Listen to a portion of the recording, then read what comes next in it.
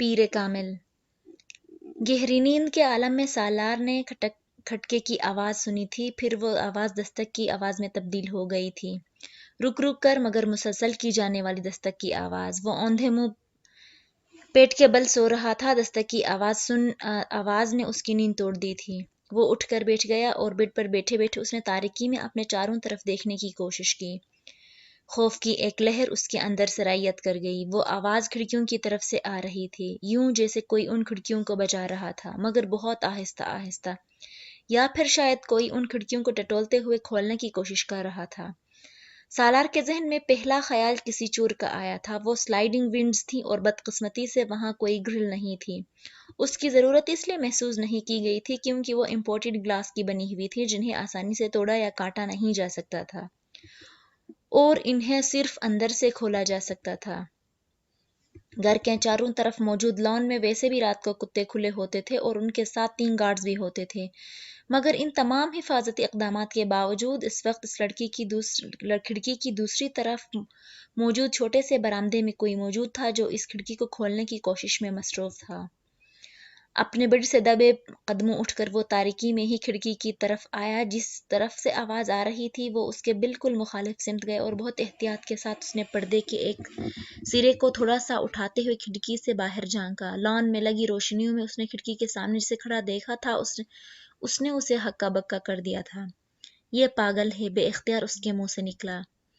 اس وقت اگر لان میں پھرتے 4 غیر ملکی نسل کے کتے اسے دیکھ لیتے تو سالار یا کسی بھی دوسرے کے پہنچنے سے پہلے وہ اسے چیر پھاڑ چکے ہوتے، اور اگر کہیں گارڈز میں سے کسی نے اسے وہاں دیکھا ہوتا تو وہ بھی تفتیش یا تحقیق پر وقت ضائع کرنے سے پہلے اسے شوٹ کر چکے ہوتے، مگر وہ اس وقت بالکل محفوظ وہاں کھڑی تھی اور یقیناً اپنے گھر کی دیوار پھلانگ کر یہاں آئی تھی۔ ہارن بھیجتے اس نے کمرے کی لائٹ آن کی۔ لائٹ آن ہوتے ہی دستک کی آواز رک گئی۔ کتے کے بھونکنے کی آواز آ رہی تھی۔ پردے کھینچتے ہی اس نے سلائیڈنگ ونڈ کو ہٹا دیا۔ اندر آ جاؤ جلدی، سالار نے تیزی سے امامہ سے کہا۔ وہ کچھ نروس ہو کر کھڑکی سے اندر آ گئی۔ اس کے ہاتھ میں ایک بیگ بھی تھا۔ پردے برابر کرتے ہی سالار نے مڑ کر اس سے کہا، فار گاڈ سیک امامہ، تم پاگل ہو۔ امامہ نے جواب میں کچھ نہیں کہا، وہ اپنا بیگ اپنے پیروں میں رکھ رہی تھی۔ تم دیوار کراس کر کے آئی ہو؟ ہاں۔ تمہیں گارڈز یا کتوں میں سے کوئی دیکھ لیتا تو؟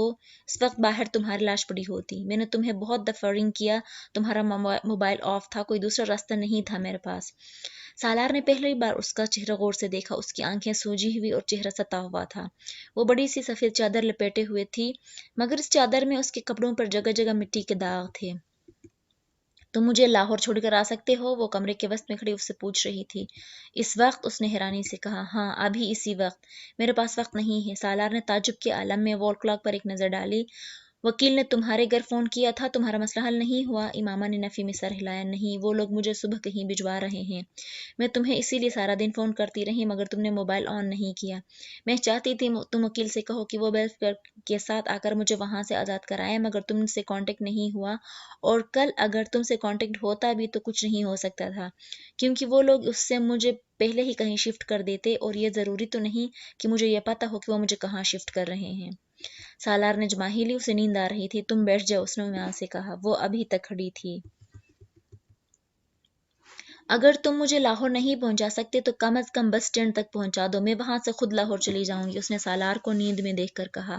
میرا اندازہ ہے کہ اس وقت تو کوئی گاڑی لاہور نہیں جا رہی ہوگی۔ میں تمہیں صبح، امامہ نے اس کی بات کاٹ دی۔ نہیں، صبح نہیں، میں صبح تک یہاں سے نکل جانا چاہتی ہوں۔ اگر لاہور کی گاڑی نہیں ملی تو میں کسی اور شہر کی گاڑی میں بیٹھ جاؤں گی، پھر وہاں سے لاہور چلی جاؤں گی۔ تم بیٹھو تو صحیح، سالار نے اسے ایک بار پھر کہا۔ وہ ایک لمحے کے لیے ہچکچائی، پھر صوفے پہ جا کر بیٹھ گئی۔ سالار خود ہی اپنے بیڈ کی پائنتی پر بیٹھ گیا۔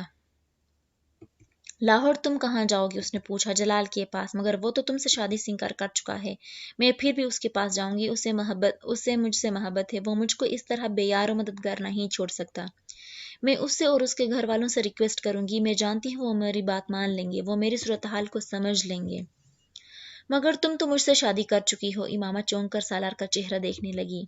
پیپر میرج ہے وہ، میں نے تمہیں بتایا تھا کہ میں مجبوراً نکاح کر رہی ہوں، شادی تو نہیں ہے یہ۔ وہ اسے پلکیں جھپکائے بغیر گہری نظروں سے دیکھتا رہا۔ تم جانتی ہو میں آج لاہور گیا تھا جلال کے پاس۔ امامہ کے چہرے پر ایک رنگ آ کر گزر گیا۔ تم نے اسے میری پریشانی اور صورتحال کے بارے میں بتایا نہیں؟ سالار نے نفی میں سر ہلایا۔ کیوں؟ جلال نے شادی کر لی ہے، سالار نے لاپرواہی سے کندھے جھٹکتے ہوئے کہا۔ وہ سانس لینا بھول گئی، پلکیں جھپکائے بغیر وہ کسی بت کی طرح اسے دیکھتے گئی۔ 3 دن ہو گئے ہیں اس کی شادی کو، کل پرسوں تک وہ سیر و تفریح کے لیے ناردرن ایریاز کی طرف جا رہا ہے۔ اس نے میری کوئی بات سننے سے پہلے ہی مجھے یہ سب کچھ بتانا شروع کر دیا تھا۔ شاید وہ چاہتا تھا کہ میں اب تمہارے بارے میں بات نہ کروں۔ اس کی بیوی بھی ڈاکٹر ہے۔ سالار بات کرتے کرتے رک گیا۔ میرا خیال ہے اس کے گھر والوں نے تمہارے مسئلے کی وجہ سے اس طرح اس کی شادی کر دی ہے اچانک سے۔ وہ یکے بعد دیگرے جھوٹ پہ جھوٹ بولتا جا رہا تھا۔ مجھے یقین نہیں آ رہا تھا، جیسے کسی خلا سے آواز آئی تھی۔ ہاں، مجھے بھی یقین نہیں آ رہا تھا، اور مجھے توقع تھی کہ تمہیں بھی یقین نہیں آئے گا، مگر یہ سچ ہے۔ تم فون کر کے اس سے بات کر سکتی ہو اس بارے میں، سالار نے کندھے جھٹکتے ہوئے لاپرواہی سے کہا۔ امامہ کو لگا وہ پہلی بار صحیح معنوں میں گھپ اندھیرے میں آ کھڑی ہوئی ہے۔ روشنی کی وہ کرن جس کے تعاقب میں وہ اتنا عرصہ چلتی آئی ہے، ایک دم گل ہو گئی ہے۔ راستہ تو ایک طرف، وہ اپنے وجود کو بھی نہیں دیکھ پا رہی تھی۔ اب تم خود سوچ لو کہ لاہور جا کر تم کیا کرو گی۔ وہ تو اب تم سے شادی کر سکتا ہے، نہ اس کے گھر والے تمہیں پناہ دے سکتے ہیں۔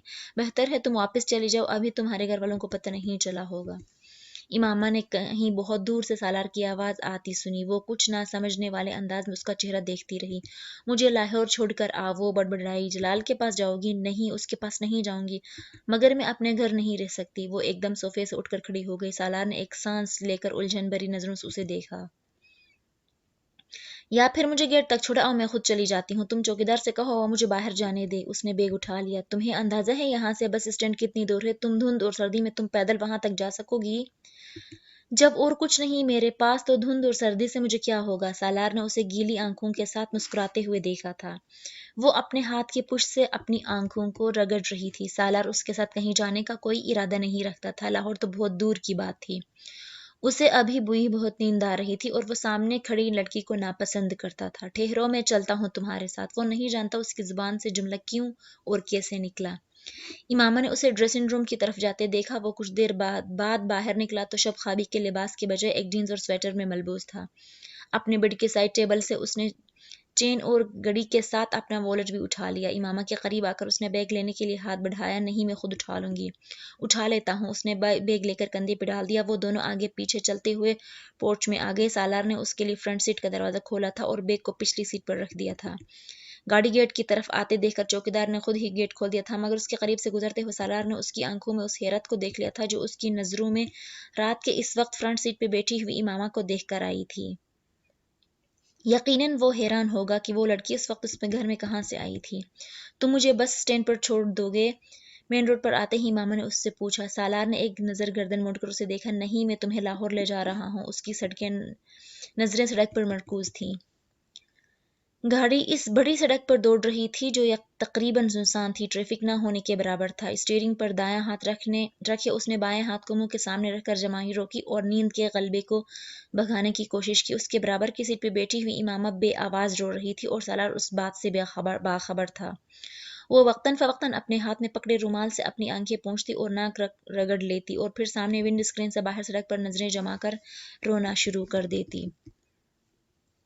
سالار وقفے وقفے سے اس پر اچھٹتی نظر ڈالتا رہا۔ اس نے امامہ کو کوئی تسلی دینے یا چپ کروانے کی کوشش نہیں کی تھی۔ اس کا خیال تھا کہ وہ خود ہی کچھ دیر آنسو بہا کر خاموش ہو جائے گی، مگر جب آدھا گھنٹہ گزر جانے کے بعد بھی وہ اسی رفتار سے روتی رہی تو وہ کچھ اکتانے لگا۔ اگر تمہیں گھر سے اس طرح بھاگ آنے پر اتنا پچھتاوا ہونا تھا تو پھر تمہیں گھر سے بھاگنا ہی نہیں چاہیے تھا، سالار نے خاموشی کو توڑتے ہوئے کہا۔ امامہ نے اس کی بات کا کوئی جواب نہیں دیا۔ ابھی بھی کچھ نہیں بگڑا۔ ابھی تو شاید تمہارے گھر میں کسی کو تمہاری غیر موجودگی کا پتہ بھی نہیں چلا ہوگا۔ اس کے کچھ دیر اس کے جواب کا انتظار کے بعد اسے مشورہ دیا۔ مجھے کوئی پچھتاوا نہیں ہے، اس بار اس نے چند لمحے خاموش رہنے کے بعد قدرے بھرائی ہوئی مگر مستحکم آواز میں کہا۔ تو پھر تم رو کیوں رہی ہو؟ سالار نے فوراً پوچھا۔ تمہیں بتانے کا کوئی فائدہ نہیں ہے، وہ ایک بار پھر آنکھیں پونچھتے ہوئے بولی۔ سالار نے گردن موڑ کر اسے غور سے دیکھا اور پھر گردن سیدھی کر لی۔ لاہور میں کس کے پاس جاؤ گی؟ پتہ نہیں۔ امامہ کے جواب پر سالار نے قدر حیرانی سے اسے دیکھا۔ کیا مطلب؟ تمہیں پتہ نہیں کہ تم کہاں جا رہی ہو؟ فی الحال تو نہیں۔ تو پھر آخر تم لاہور جا ہی کیوں رہی ہو؟ تو پھر اور کہاں جاؤں؟ تم اسلام آباد میں رہ سکتی تھی۔ کس کے پاس؟ لاہور میں بھی تو کوئی نہیں ہے جس کے پاس تم رہ سکو، اور وہ بھی مستقل، جلال کے علاوہ۔ سالار نے آخری 3 لفظوں پر زور دیتے ہوئے گردن موڑ کر اسے دیکھا۔ اس کے پاس جا رہی ہو تم؟ کچھ دیر بعد اس نے قدرے چپتے ہوئے انداز میں کہا۔ نہیں جلال میری زندگی سے نکل چکا ہے۔ سالار اندازہ نہیں کر سکا کہ اس کی آواز میں مایوسی زیادہ تھی یا افسردگی۔ اس کے پاس کیسے جا سکتی ہوں میں؟ تو پھر اور کہاں جاؤ گی؟ سالار نے ایک بار پھر تجسس کے عالم میں پوچھا۔ یہ تو میں لاہور جانے پر ہی طے کروں گی کہ مجھے کہاں جانا ہے، کس کے پاس جانا ہے، امامہ نے کہا۔ سالار نے کچھ بے یقینی کے عالم میں اسے دیکھا۔ کیا واقعی وہ نہیں جانتی تھی کہ اسے کہاں جانا تھا، یا پھر وہ اسے بتانا نہیں چاہتی تھی؟ گاڑی میں ایک بار پھر خاموشی چھا گئی۔ تمہارا فیانسی کیا نام ہے اس کا؟ ہاں اسجد، کافی اچھا ہینڈسم آدمی ہے۔ ایک بار پھر سالار نے ہی اس کی خاموشی کو توڑا۔ اور وہ جو دوسرا آدمی تھا جلال، اس کے مقابلے میں تو کچھ بھی نہیں ہے۔ کچھ زیادتی نہیں کر دی تم نے اسجد کے ساتھ؟ امامہ نے اس کے سوال کے جواب میں کچھ نہیں کہا۔ وہ صرف سامنے سڑک کو دیکھتی رہی۔ سالار کچھ دیر گردن موڑ کر اس کے جواب کے انتظار میں اس کا چہرہ دیکھتا رہا، مگر پھر اسے احساس ہو گیا کہ وہ جواب دینا نہیں چاہتی۔ میں تمہیں سمجھ نہیں پایا۔ تم جو کچھ کر رہی ہو اس سے بھی نہیں، تمہاری حرکتیں بہت زیادہ عجیب ہیں، اور تم اپنی حرکتوں سے زیادہ عجیب ہو، سالار نے کچھ دیر خاموش رہنے کے بعد کہا۔ اس بار امامہ نے گردن موڑ کر اسے دیکھا۔ کیا تمہاری حرکتوں سے زیادہ عجیب ہیں میری حرکتیں؟ اور کیا میں تم سے زیادہ عجیب ہوں؟ بڑے دھیمے مگر مستحکم لہجے میں پوچھے گئے اس سوال نے چند لمحوں کے لیے سالار کو لاجواب کر دیا تھا۔ میری کون سی حرکتیں عجیب ہیں اور میں کس طرح عجیب ہوں؟ چند لمحے خاموش رہنے کے بعد سالار نے کہا۔ تم جانتے ہو تمہاری کون سی حرکتیں عجیب ہیں؟ امامہ نے واپس ونڈ اسکرین کی طرف گردن موڑتے ہوئے کہا۔ یقیناً میرے خودکشی کی ہی بات کر رہی ہو تم، سالار نے خود ہی اپنے سوال کا جواب دیتے ہوئے کہا۔ حالانکہ میں خودکشی کرنا ہی نہیں چاہتا، نہ ہی میں خودکشی کی کوشش کر رہا ہوں، میں تو صرف ایک تجربہ کرنا چاہتا تھا۔ کیسا تجربہ؟ میں ہمیشہ لوگوں سے ایک سوال پوچھتا ہوں مگر کوئی مجھے اس کا تسلی بخش جواب نہیں دے سکا، اس لیے میں اس سوال کا جواب خود ڈھونڈنے کی کوشش کر رہا ہوں۔ وہ بولتا رہا۔ کیا پوچھتے ہو تم لوگوں سے؟ بہت آسان سا سوال، مگر ہر ایک کو مشکل لگتا ہے۔ What is next to ecstasy? اس نے گردن موڑ کر امامہ سے پوچھا۔ وہ کچھ دیر اسے دیکھتی رہی، پھر اس نے مدھم آواز میں کہا، pain. And what is next to pain? Salar نے بلا توقف ایک اور سوال کیا۔ Nothingness. What is next to nothingness? Salar نے اسی انداز میں ایک اور سوال کیا۔ ہیل، امامہ نے کہا۔ And what is next to hell? اس بار امامہ خاموشی سے اس کا چہرہ دیکھتی رہی۔ What is next to hell? Salar نے پھر اپنا سوال دہرایا۔ تمہیں خوف نہیں آتا؟ سالار نے امامہ کو قدرے عجیب سے انداز میں پوچھتے سنا۔ کس چیز سے؟ سالار حیران ہوا۔ ہیل سے، اس جگہ سے جس کے آگے اور کچھ بھی نہیں ہوتا، سب کچھ اس کے پیچھے ہی رہ جاتا ہے، معطوب اور مغضوب ہو جانے کے بعد باقی بچنا کیا ہے جسے جاننے کا تمہیں تجسس ہے؟ امامہ نے قدر افسوس سے کہا۔ میں تمہاری بات سمجھ نہیں سکا، سب کچھ میرے سر کے اوپر سے گزرا ہے، سالار نے جیسے اعلان کرنے والے انداز میں کہا۔ فکر مت کرو، آ جائے گی، ایک وقت آئے گا جب تمہیں ہر چیز کی سمجھ آئے گی، پھر تمہاری ہنسی ختم ہو جائے گی، تب تمہیں خوف آنے لگے گا، موت سے بھی خوف اور دوزخ سے بھی، اللہ تمہیں سب کچھ دکھا اور بتا دے گا، پھر تم کسی سے یہ کبھی نہیں پوچھا کرو گے what is next to ecstasy? Imama نے بہت رسانیت سے کہا۔ یہ تمہاری پیشن گوئی ہے؟ سالار نے اس کی بات کے جواب میں کچھ چپتے ہوئے لہجے میں کہا۔ نہیں، امامہ نے اسی انداز میں کہا۔ تجربہ؟ سالار نے گردن سیدھی کر لی۔ ہاں، یہ تمہارا تجربہ ہی ہو سکتا ہے کہ تم نے خودکشی ہی کی ہے، میرا مطلب ہے کرنے کی کوشش کی ہے، میں نے اپنے طریقے سے یہ کوشش کی تھی، تم نے اپنے طریقے سے کی ہے، سالار نے سرد مہری سے کہا۔ امامہ کی آنکھوں میں ایک بار پھر آنسو آ گئے، گردن موڑ کر اس نے سالار کو دیکھا۔ میں نے کوئی خودکشی نہیں کی ہے۔ کسی لڑکے کے لیے گھر سے بھاگنا ایک لڑکی کے لیے خودکشی ہی ہوتی ہے، وہ بھی اس صورت میں جب وہ لڑکا شادی پہ تیار ہی نہ ہو۔ دیکھو، میں خود ایک لڑکا ہوں، بہت براڈ مائنڈڈ اور لبرل ہوں، اور میں بالکل برا نہیں سمجھتا اگر ایک لڑکی گھر سے بھاگ کر کسی لڑکے کے ساتھ کورٹ میرج یا شادی کر لے، مگر وہ لڑکا اس کا تو ساتھ دے۔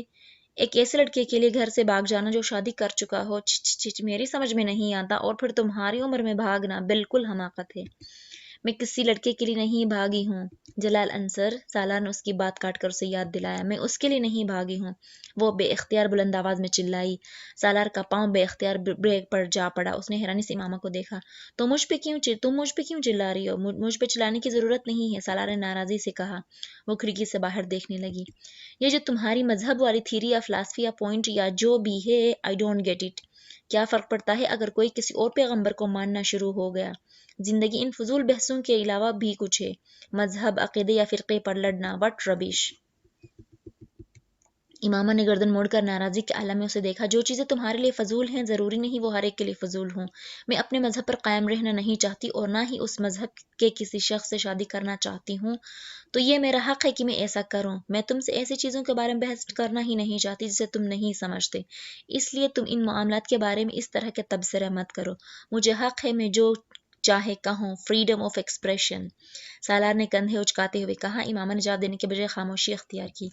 वो खिड़की से बाहर देखने लगी। सालार भी गाड़ी खामोशी से ड्राइव करने लगा। ये जलाल अंसर में उसकी बात कर रहा था। वो कुछ देर की खामोशी के बाद एक बार फिर अपने उसी मौजू की तरफ आ गया। इसमें क्या खास बात है? उसने गर्दन मोड़कर इमामा को देखा। वो अब विंड स्क्रीन से बाहर सड़क को देख रही थी।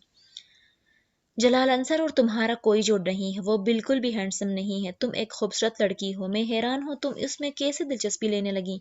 क्या वो बहुत ज़्यादा इंटेलिजेंट है? उसने इमामा से पूछा। इमामा ने हैरानी से उसे देखा। इंटेलिजेंट क्या मतलब? देखो, या तो किसी की शक्ल अच्छी लगती है, या नहीं समझता तुम्हें जलाल की शक्ल अच्छी लगी हो, या फिर किसी का फैमिली बैकग्राउंड, पैसा वगैरह किसी में दिलचस्पी का बायस बनता है। अब जलाल का फैमिली बैकग्राउंड या माली हालत के बारे में नहीं जानता, मगर खुद तुम्हारा फैमिली बैकग्राउंड जितना साउंड है, ये भी तुम्हारे लिए इसमें दिलचस्पी का बायस नहीं बन सकता।